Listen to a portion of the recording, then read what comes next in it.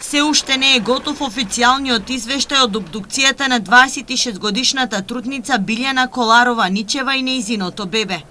Во зависност од извештајот, така ќе се движи и понатамошниот тек на случајот. Доколку обдукцијскиот извештај покаже дека станува збор за лекарска грешка, тогаш ќе биде отворен случај. Во спротивно, случајот ќе биде затворен, информираа денес од Штипското јавно обвинителство. На вчерашната пресконференција, анестезиолозите и гинеколозите кои се бореа за животот на младата Штипјанка и низиното бебе ги кажаа првичните причини. Според симптомите, изгледот на пациентката како и брзиот тек на одвивање на состојбата, нивните предпоставки се дека станува збор за токсичен шок. Борбата за животот на младата жена и нејзиното бебе траела помалку од 3 часа.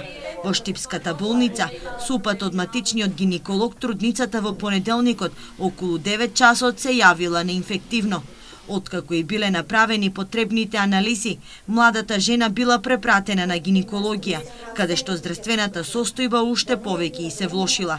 Обидите на докторите да го спасат нејзиниот живот, но и животот на бебето, биле неуспешни.